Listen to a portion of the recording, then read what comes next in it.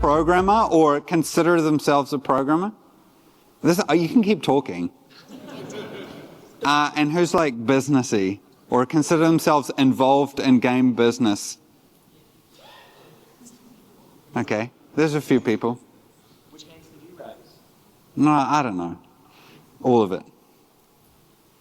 Hello, I'm Dean, and today I'm talking about brutal game development without an engine. So basically, the aim is hopefully to sort of, I don't know, do a bit of thought-provoking exercise for everybody. So I'm a big believer that wasting money is fine, but there's a special circle of hell reserved for people who waste time. So hopefully at the end of this presentation, if you're not curious about your tools or stuff like that, maybe it might have encouraged you to think about your tools in a slightly different way. Who would consider themselves like set on the tooling they use to make games? Whoa, that guy. He's going to come up and do a presentation. He works at RocketWerkz. I thought more people would put their hands up. Okay, well, we'll see. So there's the goals today. So that's why I asked about the programmers versus like business. I'm a firm believer that they're both pretty close together, and that even if you're relatively down in the chain, you kind of need to know where your market is and what's happening and all of that. I want to split the presentation into about 3 parts. The first part will be me doing this thing where I say words and there's stuff up there that you could have just read if I sent you the presentation. The second part of it will be a little bit of live demo. And then the third part of it will be Q&A. So if you don't have any questions, then I'll just stand here awkwardly. I actually really like that. That's super fun. So we can do that. I'm fine with that. So yeah, the two kind of domains I think to think about is from a technical side, what are the tools, why are you using the tools that you're using? Why are you using Unreal? Why are you using Unity? And this isn't sort of a leading question. I'm not saying it to say, well, because I know Unreal or because I know Unity, but like try and unpack that a little bit more as why are you so dogmatically into this thing? I suppose my background, I originally worked, is anyone here from Pickpock? A few people. I worked at Pickpock. Yeah, we worked together. Long time ago. We're all older now. It's lame. So I don't like that dislike. So Pickpock had its when it was She had a game engine. Like people had game engines and they would work on the game engines. I think She used Gamebryo. Gamebryo died as a company. Who's used Gamebryo before? So Bethesda still uses Gamebryo, which is hilarious. So that's pretty funny. So yeah, why are you using the tools that you're using? And then particularly, where are those heading? And that's going to be very important when we get to the next slide. And how much they're going to cost you. And I think there's sort of 2 parts of it. I put it in the technical side because you get the cost in several ways. One part of it is the cost in how much you need to give the company that you're using the tools for, but also in terms of whether you need to train people to use the tooling and stuff like that. Is anyone here from Creative Assembly? Anything like that? Probably not. We're a bit far away. Okay, cool. I can like poop on them all I want. Who's played the Total War games? Yeah, Total War represents. So Total War was developed with a lot of their own technology, and then some of the original founders and people who'd worked on that engine technology left, did other things, and you get new people in who don't really want to go deal with someone's awful code. A very similar thing happened at Bohemia when I worked at Bohemia. Mark and Andra were 2 brothers who founded the studio. Andra did the programming nerd stuff. Mark did the business and stuff like that. And after making Operation Flashpoint and then Armour and Armour 2, Andre was kind of done with trying to build the whole game basically himself when things got bad.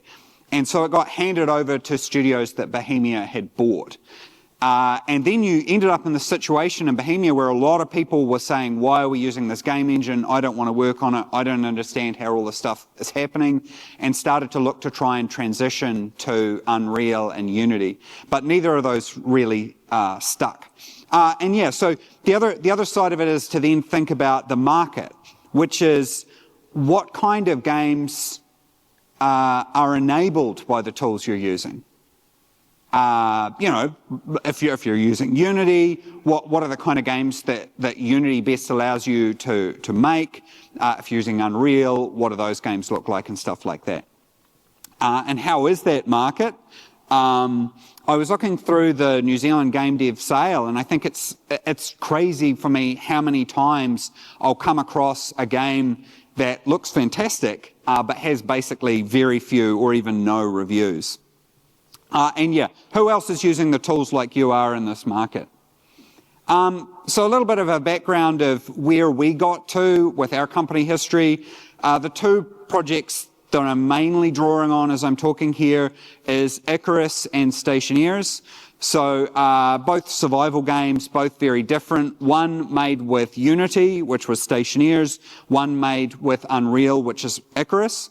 So with Icarus, we had 5 pillars, one of them being the game scales really well, but it just didn't. And, you know, we had still have occasionally the Unreal stutter, like everyone else.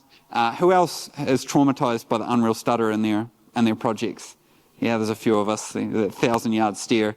So what we really wanted to do, and what the team has put a tremendous amount of effort in, was to really meet customer expectations around performance, stability, and quality. Those were something we really wanted to deliver. There's actually a lot of really, really hard work. There's a few Icarus devs in the room to try and bring the game to where we wanted for the customers. And it was very frustrating. And certainly from my perspective, I really felt like the team that we have are so dedicated. If you give them a problem and it's within their domain to fix it, they will fix it.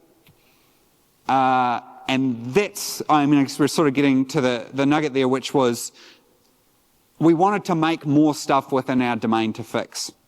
With Stationeers, we had a really troubled beginning. We had to do a lot of reworks. We originally started off with the idea that Stationeers would be quite a small project, that we'd put juniors on and we'd use it as almost like a training ground to figure things out. But it has like atmospheric simulation, it has multiplayer, it has all these different things like that. So it ended up being a pretty hefty project. There's a couple of Stationeers devs in the room here. And what we found was, over time, we were replacing a lot of the Unity stuff that we were using with stuff that we were making ourselves. A great example would be animator components. It turns out when you have 30,000 of those, Unity doesn't like that too much. So we actually ended up replacing all those, and eventually ended up in a situation where Unity was basically mostly just a renderer. Every now and then I'm looking out and I'm seeing people who are even using Brutal from RocketWerkz. I don't even know what you're doing here. What are you doing with your lives?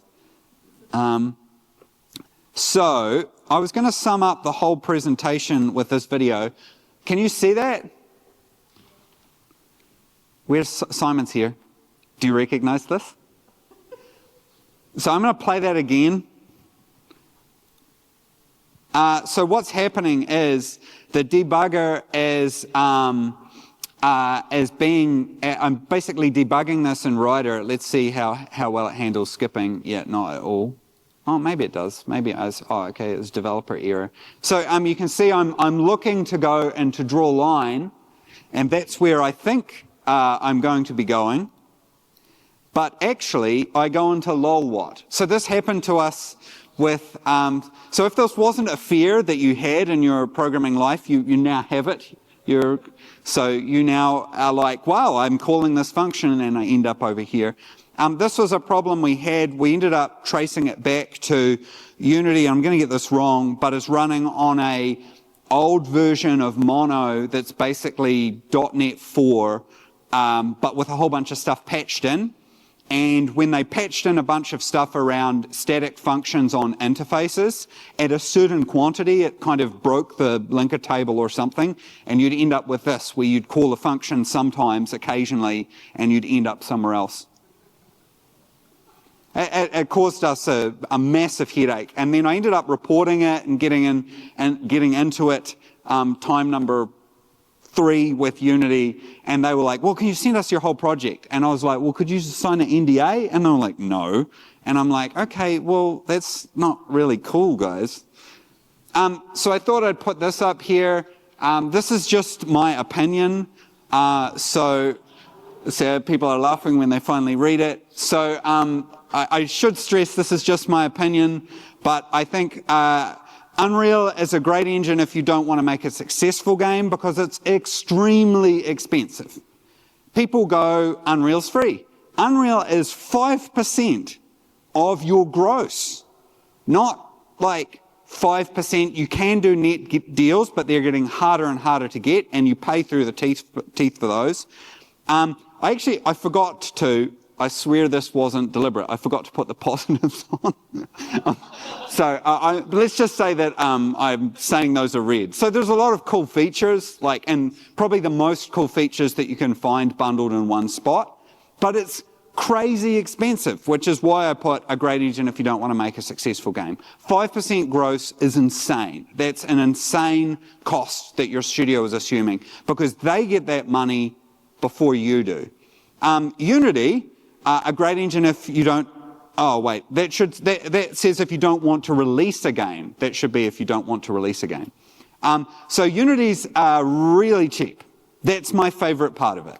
It's super cheap. Like you just pay your license fees and that's it. And that is why they're borderline insolvent. You can go read their financials. Who's read Unity's financials here? See, there's some shy people because there's literally people in this room I know who have. They're not great, all right? So I'm not saying Unity is going to go out of business, but it might end up getting bought later on. In my opinion, there's not a consistent direction. They've kind of been pulling in a lot of different directions. I would say Unreal has some similar stuff, but there's just so much good functionality packed in with Unreal. And Godot, maybe I was a little mean when I wrote this one. A great engine if you don't want to use Unity. If you want to use Unity but you don't want to use Unity. It's free. I personally think some of the architectural approaches kind of just took the architectural approaches from Unity and sort of copied them across without saying, well, actually, maybe that's not the best way to go. No one's jumped up on stage to fight me yet. Who disagrees? Look at that, we've got a few people. Get them out, security.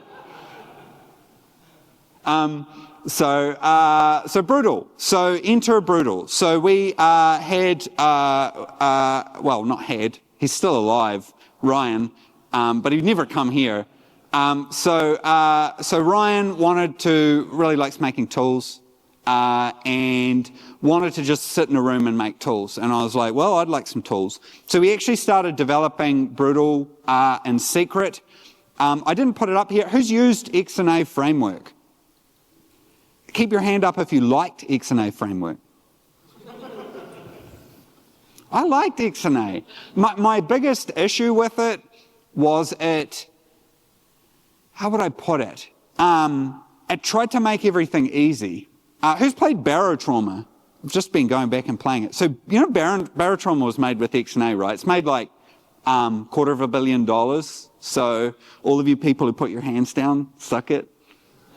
So, you know, I'm sorry. Sucks to suck. So anyway, that was kind of where we were starting with Ryan. We were like, could we make a framework that's really easy for us to pull in libraries, your NuGet packages, stuff like that. So we sort of started from that premise, but the completely other side of the coin for the XNA framework. So if you read, I don't know, maybe people haven't read XNA's like founding document, but the idea was to try and make C# really easy to use to make a video game. That was the broad approach. I actually think it suffered from that.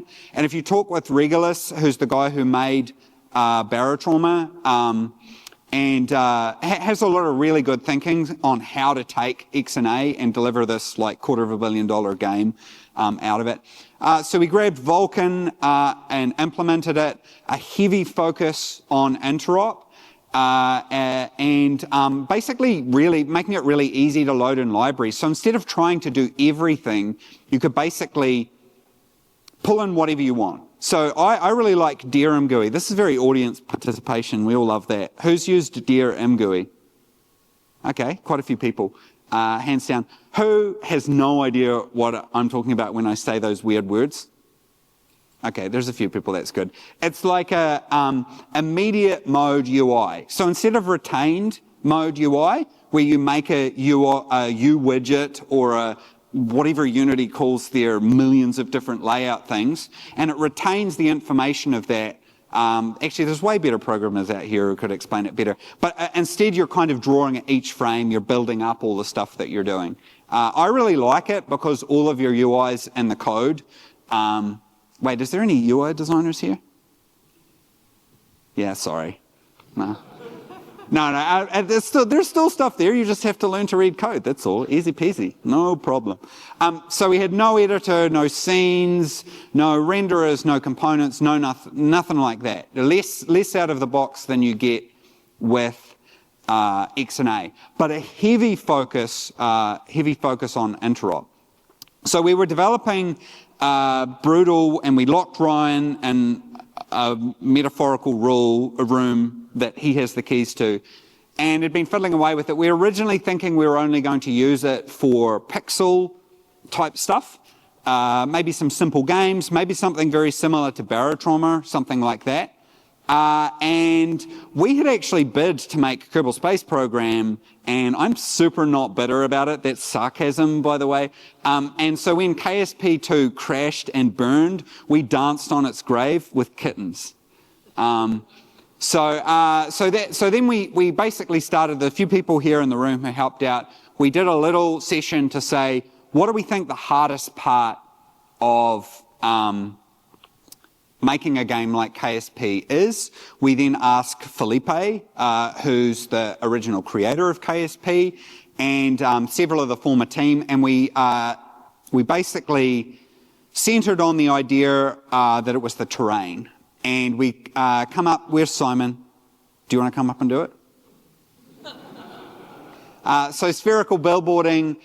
So we had the idea of basically how to, instead of having to generate the terrain all the time, we could generate a sphere with the density of the mesh being basically concentrated at different points as you got further away to different spheres. And then we just rotate that sphere around so that it always faced the camera. And that meant that we didn't have to generate meshes on or a lot. So Felipe actually did a really interesting Unite. It's the Unity conference presentation about how they generated the terrain for Kerbal Space Program. And we must have watched that, Simon, like 1 million times or something. So we watched it again and again and again. So we were actually starting to use Brutal, and in fact the first time I used Brutal, it didn't even have a renderer, like a proper renderer. I was using DRM GUI, which is awesome, by the way. Who would build, out of those DRM GUI users, who would build a game using DRM GUI, like actually to customers? Yeah, there's quality developers. Everybody else just out. Can you? No, oh, he's the photographer. I thought he was going to help me out, but he's like, nope. Okay, so spherical billboarding, basically there was a whole bunch of highly technical problems, particularly related to scale, that we wanted to guarantee that we could do. And if you think about that, tying back to what I put in that first slide, why are you using the tools you're using? In this case, we actually wanted the tools we used to be difficult to use in some way, as a forcing function to deliver what we wanted. So I just randomly vomited some words up there and then just threw in lean because, you know, it's a programming talk. But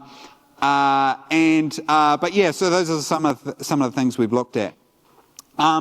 There's a couple of lessons that I wanted to talk about so far. My biggest lesson is that I regret we didn't start this earlier. It's clear to me that out of probably luck in some cases, we've had some of the best people working in the industry sitting in rooms at times, and it's super frustrating for me when we go to them with a customer problem and they can't fix it. I know everybody says, oh, you can just use the Unreal source or whatever, but you don't want to have to recompile it every time they change their mind and redo everything all over again.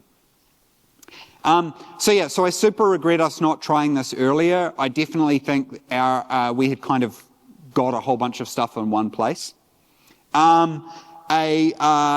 Separation of tools and games. This is something I saw at Bohemia. Did anybody work at Bohemia? Cool, I can just make everything up. No. Basically, Bohemia make video games, Armour, Daisy, stuff like that.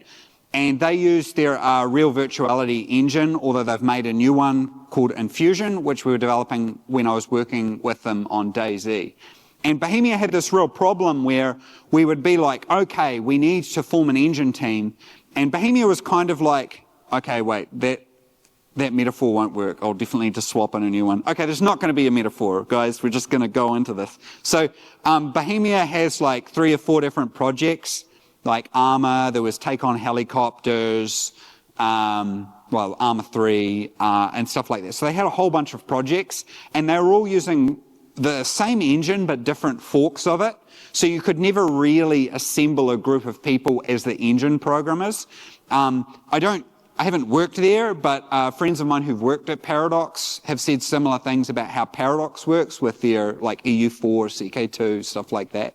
So Bohemia, we would bring together the great clan leaders of the game projects and assemble them, and we would agree, okay, we're all going to sacrifice 1 or 2 programmers, not like literally sacrifice them, that would be crazy, but like, you know, well, kinda, like make them work on the tools, and then, so we do that, but then when sort of stuff went down, and the project, which it always does, we'd end up sort of raiding the piggy bank for that. So I think having a really sharp separation, which really helps if you have people who just want to do that. So we found we adapted our recruitment. Stephen, he did it. So adapted our recruitment to make sure we recruited a lot of specialists, particularly people who really wanted to work with tools and who would read the manual. That guy. Everybody stare at him. See? He's waving. Smart. Yeah. He's always like, our brutal team's like, oh, we're producing all these example projects and documentation. I'm like, I don't have time for that. We'll just send Morrow out. He'll do it. I do think it is the ultimate test of production processes. So, particularly as with Kitten Space Agency, and I'm just trying to rush through this so I can get to it. It really did throw up a lot of our production processes, but in the end, that actually ended up being good. So you'll see in a moment when I push play to run Kitten Space Agency, it takes about 3 or 4 seconds to load versus waiting for Unreal to open or waiting for Unity to crash while it's opening. I think our most popular, I'm just going to say it is, in case it's true, is emoji reaction in our Unity projects is the little Unity crash one. You know, it's the little Unity logo with the little red like thing, just to really rub it in your face. Yeah, it's great. So platform support is something that's really challenging. So if you think about, we started out saying maybe we could make something small like a Barotrauma game that's 2D, sprite-based, maybe with some lighting, and then we evolved pretty quickly from there. We're already at the point now where we're like, oh, well, how would we approach Switch and how will we do Xbox and stuff like that? So it sort of spiraled out of control pretty fast. And that sounds great, right? You're like, oh, all the success, we can look at supporting Switch and stuff like that. But I think, you know, it's like people say you rise to the level of your incompetence. It's the same thing, I think, when it comes to developing a framework. So interop. Who knows what interop is? Okay, all of those people know more than me. I'm a user, right? I just like what interop does. I think we wrote our first one in Python. Is that true? Yeah, so I think Ryan did a first pass, then we had someone else who went crazy with Python, and I believe it's completely rewritten with C# now by Ryan. We ruined Ryan. He uses C# now. He was so cool when he used C++, and now he's just a C# loser. Who's a C# loser here? Who's a C++ winner? We almost had like two sides of the room going. I'm sort of trying to assess and see what the difference is. I'll judge you later. Okay, so how the framework talks to high-performance native libraries. Is that okay? Is that Morrow approved? Yeah, okay. So basically we give our interop tool a high-performance library like dirmgui. Who's going to use dirmgui and they haven't used it before after this talk? Mission accomplished. One person. Thank you, by the way, for putting up your hand when no one else did. We put a heavy focus on this. This is because we said to Ryan that memory has always been my biggest drama with C#, particularly garbage collection for the sheer amount of stuff that we want to do. So we put a heavy focus on that. But what I actually found was, so we have all these company standards around how we allocate or not and all of this kind of stuff. When we actually went from .NET 4-point nonsense that Unity has to, what's the latest .NET? 9. It's really, I really get really annoyed how it's like C# this and .NET that. Anyway, what we found was that it was just, that actually the allocation wasn't too bad, but we've still been able to take through a lot of the memory management stuff, or at least that's what we're telling ourselves at the moment. Cool. So I thought I'd do just a couple of live demos. So this is our writer here. So if I do this, hopefully it comes up in windowed mode. Is that super small? So this is going to load the whole solar system. So you can see this is the parallel loading. So even on this laptop, it's loading all of that stuff at once. I'll full screen it. I actually introduced a bug just before this where the little windows are narrow on my laptop, so you're welcome. So you can see this is Kitten Space Agency. We've got Dan's awesome clustered lighting in there. Hold on. If we get to map, we've got Morrow's beautiful map view. Thank you, Morrow. If I look like I know what I'm doing, it's just because it's a laptop and I need my like big keyboard setup and I couldn't fit that on the plane. They'd probably like kick me off or something.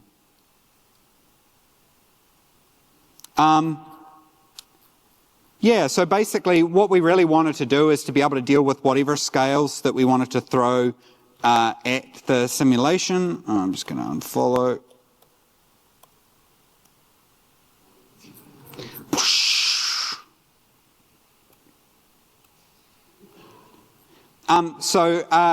One of the big things that we were able to do with this that was very difficult, so talking a lot with Felipe, who was the original creator of KSP, they had to do a lot of work to deal with basically reparenting, to deal with floating point origin issues, and we kind of just set that all aside. Actually, his studio is called Floating Point Origin, I think, or Floating Point Studios, by the way.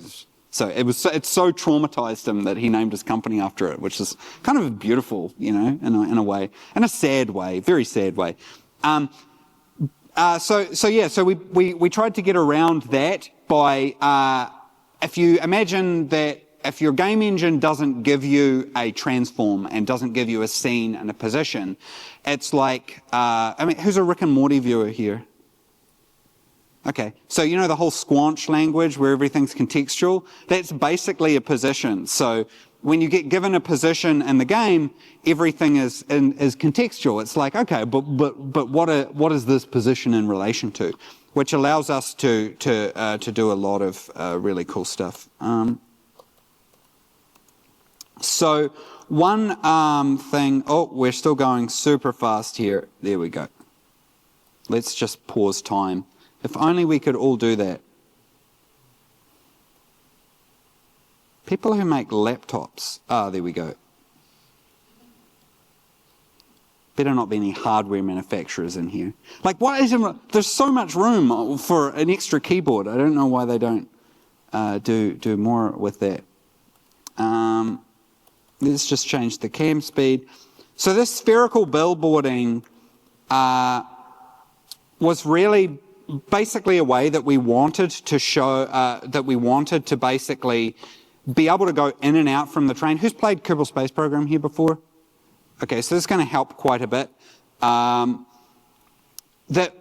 when we, if you, and I really recommend it, you should definitely watch Felipe's Unite presentation about how they approach the terrain generation. Really cool, really interesting. They share a lot of the history about how they got there. There was a lot of pop-in, there was a lot of loading problems. They relied very heavily on Unity scenes, so they have to unload a scene and reload a scene as you go along. That results in a lot of loading times, which started to really explode out when you looked at modding. But what I'll do is I will turn on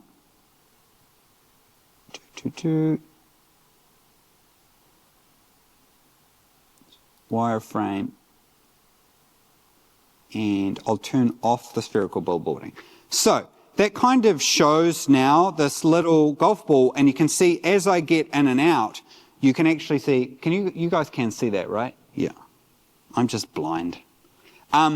It's like literally right in front of me. So you can see what I've done is I've turned off that spherical billboarding. So you can, if you imagine that we pre-generate, when you load up the game, we pre-generate all these spheres and we concentrate the mesh density closer and closer and closer to a sort of focal point. As you get closer to the surface, we basically swap in one of these other meshes and then we just deform it. And then we snap it, because you can't just, if you just always have it exactly facing, you see a lot of vertex swimming and stuff like that. So then what we do is we actually snap those vertices so that there's probably still some there, but you don't notice it. So basically I've turned off the spherical billboarding, and you can see that as I go out, the sphere density shifts so that if I turn it back on, and my poor laptop's probably not liking the wireframe. So you can see basically as we go down into the surface, we can get all the way into the surface with no problem. We can speed up time, go around the surface, and we're still dealing with all astronomical sizes, units. So at the moment, we've been basically doing it with the actual solar system because it's a lot easier to test with. And then, yeah, basically I can just generate a existential crisis. I think, did I change? Someone must have changed.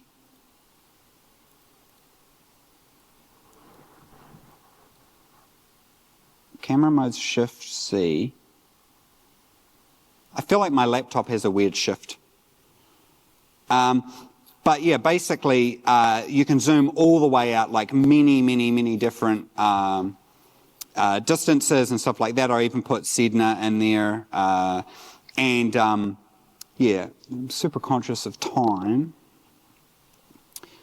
So one of the, I suppose, quite interesting things that I was able to do. One big problem I had with Stationeers is I really didn't like how we were doing stars. A lot of skyboxes end up looking very stretched at high field of view.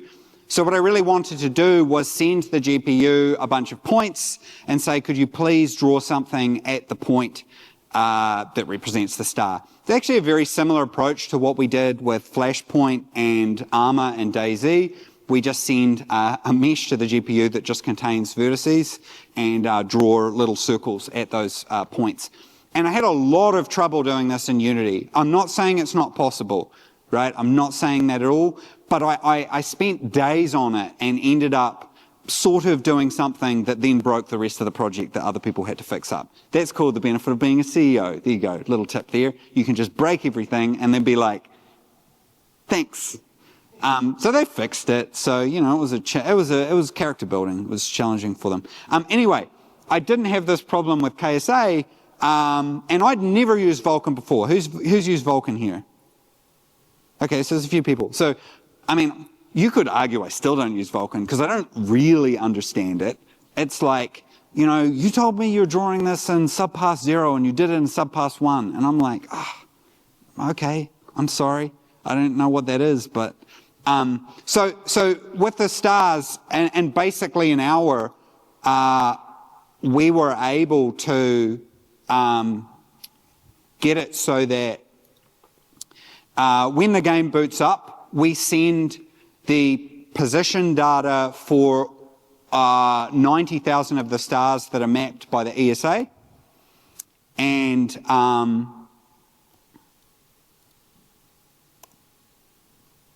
a new build totally isn't, like I literally have the latest build. So you can see the stars here are, these are the actual stars. We can see if we can find the Southern Cross here. Well, there's the Milky Way there. And when these are sent to the GPU at the beginning of the game, we never have to send them again. So I can see them once, which was exactly what I wanted to do in Unity, and like I say, you can do it, but it was super challenging and super difficult.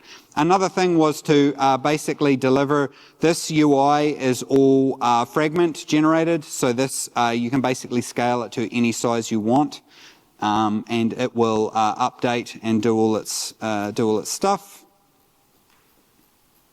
Let's just zoom back in on the rocket somewhere here. Where are you, little rocket? There it goes. Okay, I think I've traumatized it somehow.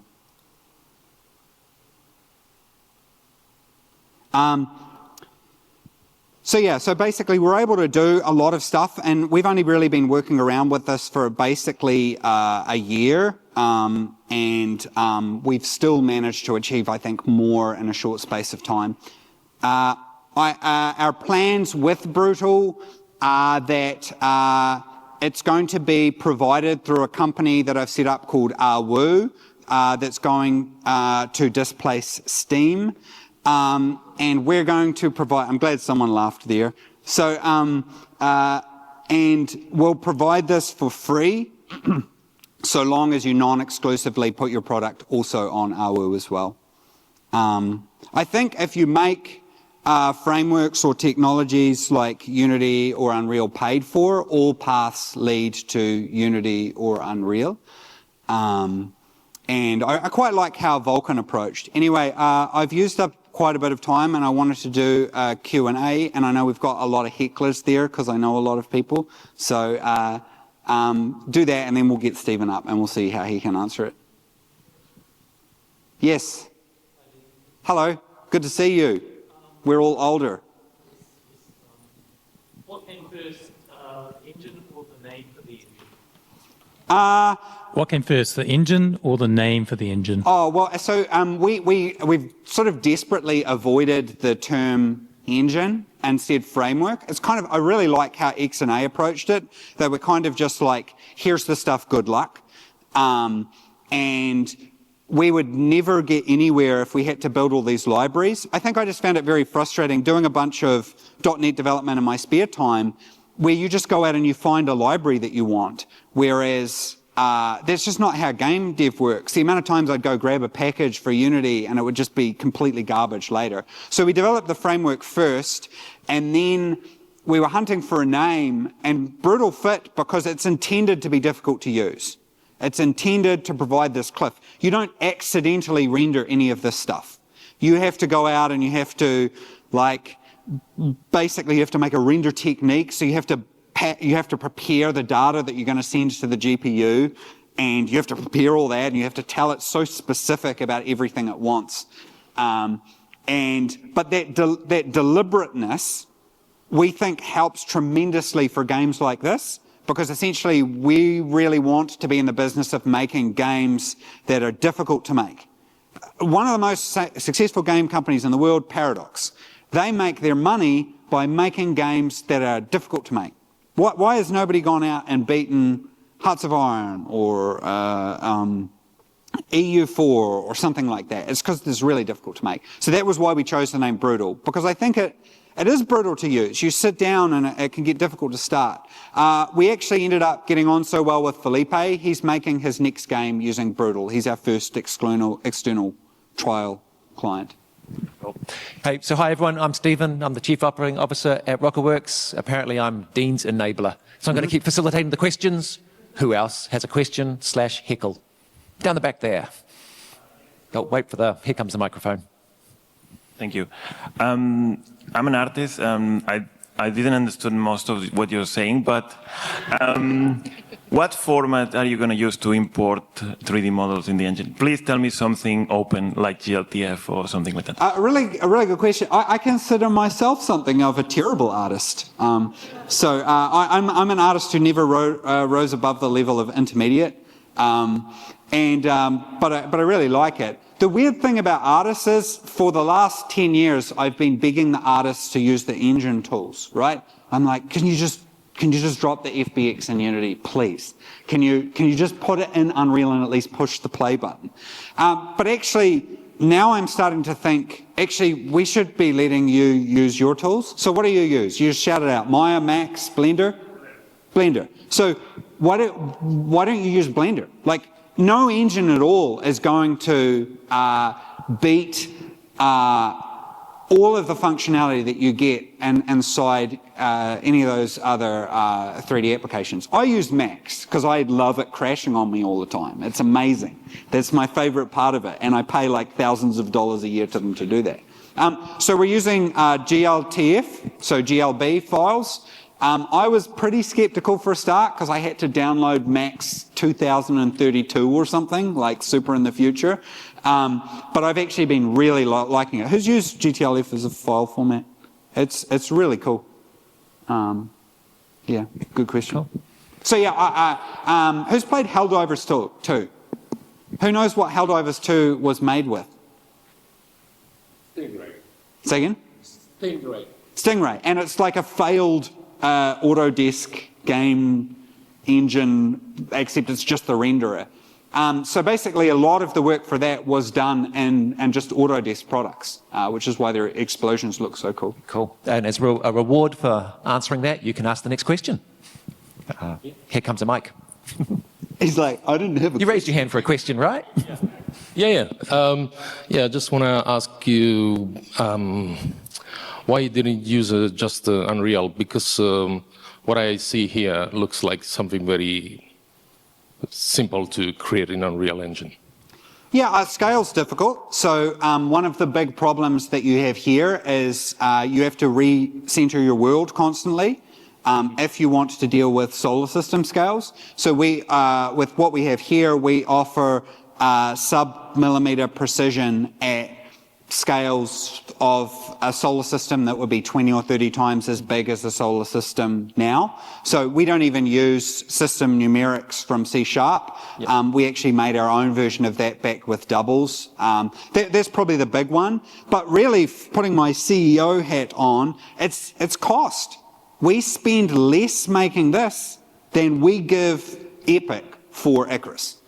Yeah, I agree with that, but you will have support for multi-platform, skinned mesh, post-rendering, nanite, a lot of other features.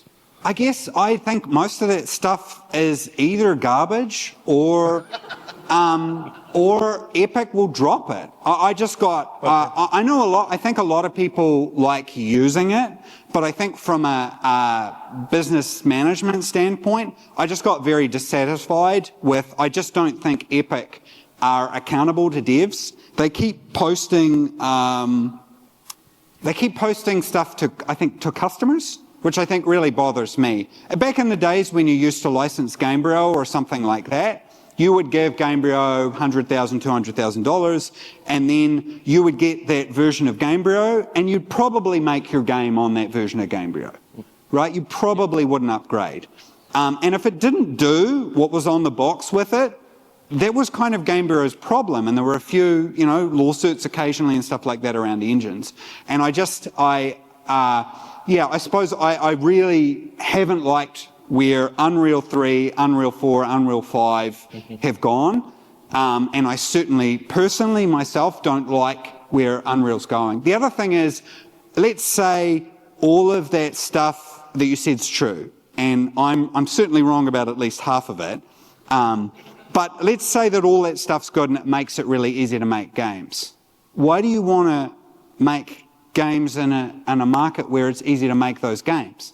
Like, I ditched computer science because I thought I was smart, I wasn't, and did business. The one thing I do remember from business is they say you don't compete in areas where it's easy for someone else to compete. So I would argue, if Unreal makes it easy to make a whole bunch of games, for me, for my business, I want to avoid those games entirely. I want to be like Paradox and make games that are really difficult to make. Certainly, I think it would be, if you think it's easy to make a KSP competitor Unreal, I would go do it because the market's wide open. Cool. We've probably got time for 2 more questions. I'll go in the middle here and then come down the back. Cool. So I use FNA, which is an XNA fork, and the thing that always terrifies me is UI and stuff like that in a framework like this. So how do you guys handle that? So sorry, there was a bit of an echo. Was that about UI, what we're doing with that? Yeah. Yeah, so you can see a whole bunch of MGUI, Dear MGUI. I personally really like immediate mode UI, but it's a little bit mean to call it just immediate mode UI because we do sort of our own version of retaining quite a bit of the stuff. But I started experimenting with these fragment-based UI as well, and we're currently upgrading our MGUI version and adding a bunch of stuff in ourselves. So that was largely the approach. However, the Brittle framework overall kind of says, what do you want to do? Do you have a favorite NuGet package? Grab it, run it through interop. Sweet, now you've got it. You can just use the C# wrapper existing version of the tool if you want, or you can grab the native library, run it through interop. Here's a whole bunch of helper, memory support classes and stuff like that. And so yeah, what do you want to do, I suppose? I think all those abstractions that we put in between, I don't think they're helping. There's that scene who's seen the movie Contact? Or is this too old? Right, remember that scene where, what's the actor's name? I can't remember. Jodie Foster. Jodie Foster. That's totally what I said. Jodie Foster. She gets, and the aliens have seen, spoiler, sorry, it's like 30 years old at this point. The aliens seemed, this is a big spoiler, I can't believe, anyway, they seemed the plans to make this spaceship, and she gets in the spaceship, and the people making it, the humans making it, they were like, oh, the aliens never sent a seat, we better put a seat in. And they put the seat in the spacecraft, and she's sitting in it, and she's taking off, and it's wobbling all around, and then when she gets out of the seat, everything's stable. So we went through that same process when we first put Vulkan in. Ryan was like, okay, the render is done. And I was like, awesome, can I use it? And he's like, no, we're going to completely redo it. And what we had done is we'd taken Vulkan and said, well, we really need these abstractions. We can't be throwing this stuff at people.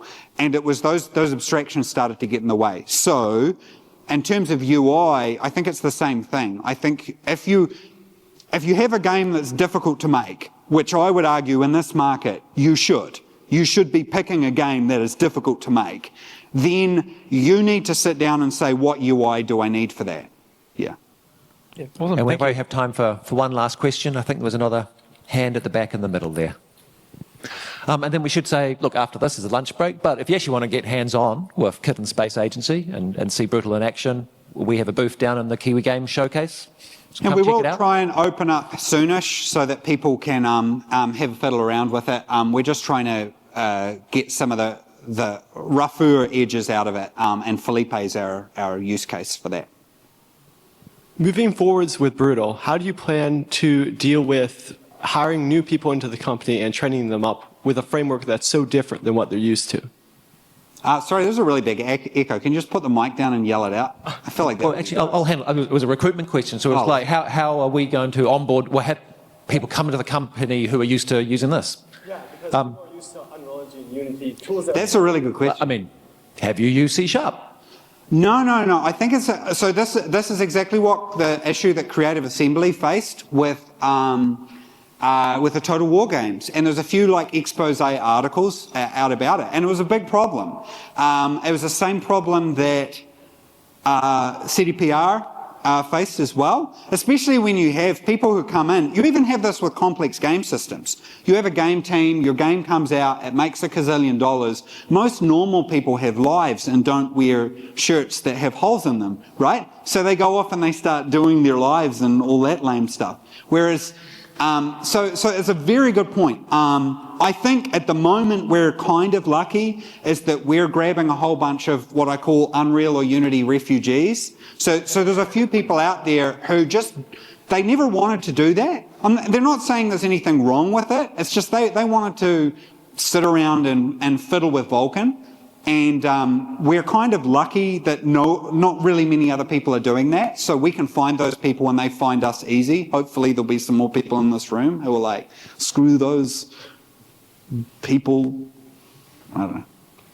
So a very good point. And I don't know, like it's easy now. And you never learn anything when it's easy. You learn when it's hard. So I think that will come later on, definitely. I think something that helps by that is making sure your framework is free and working towards open source. I think if you do those things, then you have a better chance. Because if you get other people using the tool, then they can keep it going and fix it and create a steady supply. But we'll see in 10 years or 20. Well, and recruitment. Yeah, hey, so that's the time we have for today. Thank you very much for coming along. But hey, if you want to continue the conversation, we'll be around over the lunch break. Come have a chat. Thank you very much, everyone.